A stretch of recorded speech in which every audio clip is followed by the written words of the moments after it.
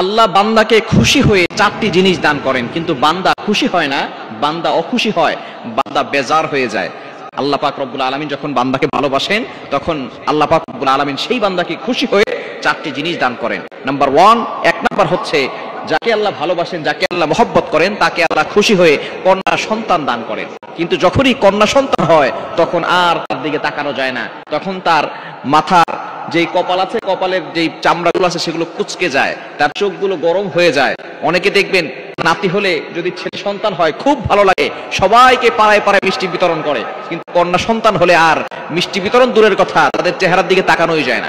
আল্লাহ পাক রব্বুল আলামিন এই কন্যা সন্তান বলেন আর ছেলে সন্তান বলেন, এগুলো আল্লাহ তাআলাই দান করেন। পবিত্র কোরআনুল কারীম খুলেন, আল্লাহ তাআলা নিজে বলে দিয়েছেন 25 নম্বর পারা 7 নম্বর পৃষ্ঠার 12, 11 নম্বর লাইন, 12 নম্বর লাইন, সূরা শুরা এর 49 নম্বর আয়াত আল্লাহ বলছেন, ইয়াখলুকু মা ইয়াশা ইয়াহাবু লিমান ইয়াশা ইনাসা ওয়া ইয়াহাবু লিমান ইয়াশা যুকুর।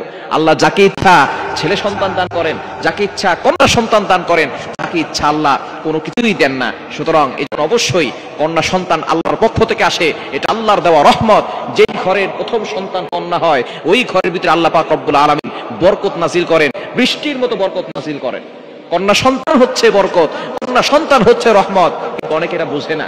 দাদি নানি যারা আছে, এরপরে দাদা দাদি যারা আছে, এরা দেখবেন ছেলে সন্তান হলে খুব খুশি হয়, কিন্তু কন্যা সন্তান হলে তারা খুশি হয় না। যারা খুশি হয় না এদের মস্তিষ্কের ভিতরে কুকুর পায়খানা করছে, এই জন্য তাদের এই অবস্থা। যার কারণে আল্লাহর বিধান, আল্লাহ পাক রব্বুল আলামিন কন্যা সন্তান দিয়ে খুশি, কিন্তু আপনি কেন খুশি হবেন?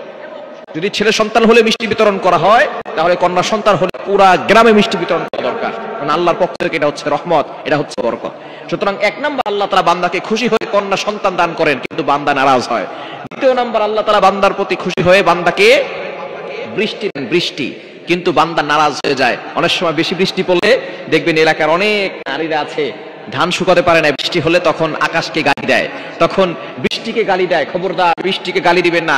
নবীজি সাল্লাল্লাহু আলাইহি সাল্লাম নিষেধ করেছেন বাতাসকে গালি দিবেন না, এটা আল্লাহর পক্ষ থেকে আসে।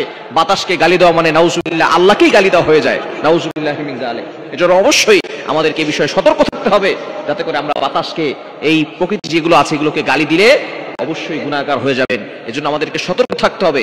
বৃষ্টি আল্লাহর রহমত, আল্লাহ পাক রব্বুল আলামিন বান্দার প্রতি খুশি হয়ে বৃষ্টি দেন, কিন্তু অনেকে এটা সহ্য করতে পারে না।